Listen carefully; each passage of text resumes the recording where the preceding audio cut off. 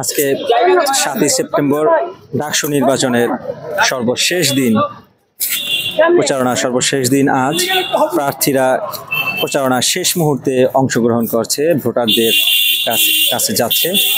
আমি দাঁড়িয়ে আছি ঢাকা বিশ্ববিদ্যালয়ের কলা ভবনের সামনে।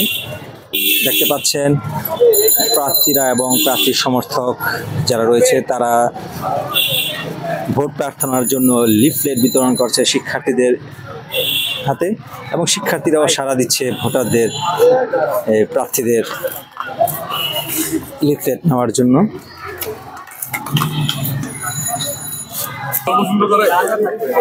নির্বাচনের বিধিমালার আওতাধীন অনেক কিছু থাকায় একজন প্রার্থী কেন্দ্রীয় সদস্য পদে রক্তবীজ নামে একজন 2 নম্বর ব্যালট সংবলিত যে তার ব্যালট নাম্বার রয়েছে, সেই 2 নাম্বারটা নিয়ে, অর্থাৎ 2 যে গাণিতিক সংখ্যা রয়েছে সেই গাণিতিক সংখ্যা নিয়ে তিনি নির্বাচনী সর্বশেষ দিনের প্রচারণায় নেমেছে।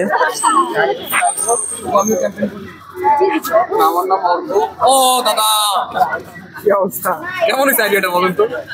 এই লিফলেট দিতে পারতেছি না, মানুষ বিরক্ত হচ্ছে। কি দরকার যাওয়া তো, আজকে লিফলেট পাইলাম।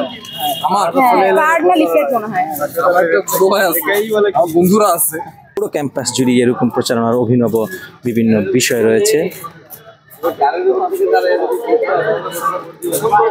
কেমন লাগছে অনেকদিন পর ঢাকা ভার্সিটির ডাকসু নির্বাচন, এবং আপনারাও প্রথম পাচ্ছেন, এবং আবার কবে হবে সেটাও নিশ্চয়তা নাই। সব মিলিয়ে কেমন লাগছে এই পরিবেশ?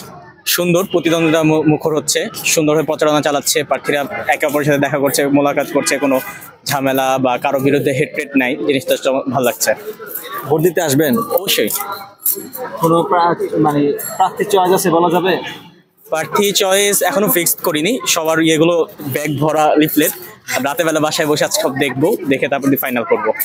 এই কোন প্যানেল, কোন প্যানেল, 2-1টা প্যানেল, যে প্যানেলের মধ্যে হাড্ডাহাড্ডি লড়াই হতে পারে এরকম কি আছে? হাড্ডাহাড্ডি স্বাভাবিকভাবেই শিবির ছাত্র দলের প্যানেলের মধ্যে হবে। উমামা আপুর বিপদে ভালো প্রতিদ্বন্দ্বিতা করবেন। মোটামুটি প্যানেল, পুরো প্যানেল হিসেবে মনে হয় শিবির ছাত্রদের মধ্যে মনে হচ্ছে বেশি প্রতিদ্বন্দ্বিতা হবে, বা প্রচারণা বলছে এই কথা। এখন দর্শক শুনতে পারলেন যে মূলত হাড্ডাহাড্ডি লড়াইটা ছাত্র শিবির এবং ছাত্র দলের সমর্থিত যে প্যানেল রয়েছে সেখানেই। আর পুরো ক্যাম্পাস জুড়েই শিবিরের একটি নতুন জনপ্রিয়তার মাত্রা যোগ হয়েছে 5ই আগস্টের পরে। বিশেষ করে ছাত্রীদের মাঝেও শিবিরকে ভোট দেওয়ার জন্য, শিবির সমর্থিত প্রার্থীদের ভোট দেওয়ার জন্য অধীর আগ্রহ দেখা দিয়েছে। অনেক সুন্দর অনুভূতি, প্রথমবারের মতো ক্যাম্পাসে এসে অনেক ভালো লাগছে। আমরা একটা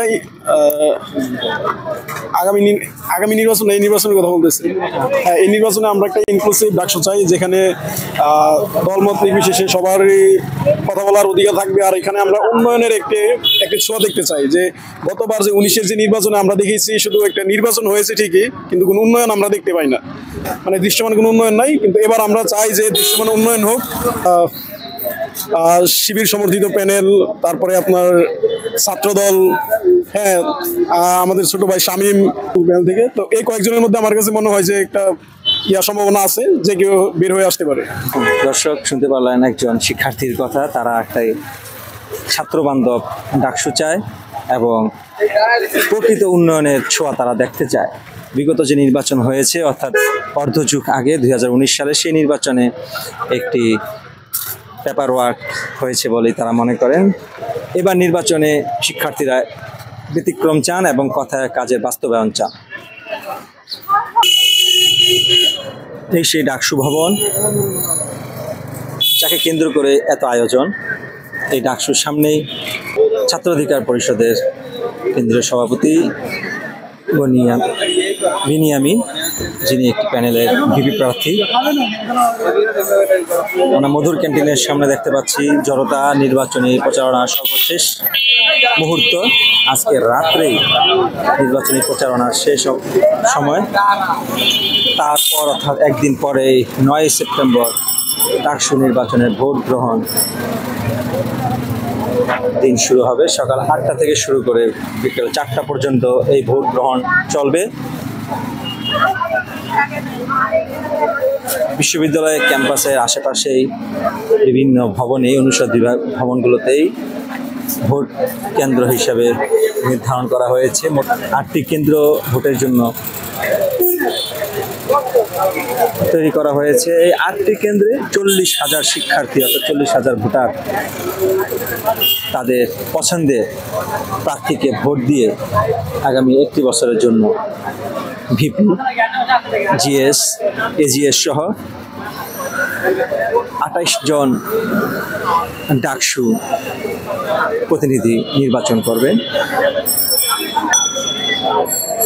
শেষ মুহূর্তে ডাকসু ভবনের সামনে শিক্ষার্থীদের জড়তা এবং নির্বাচন নিয়ে কানাঘুষা সব মিলিয়ে সব ঠিক থাকলে আগামী 9 সেপ্টেম্বর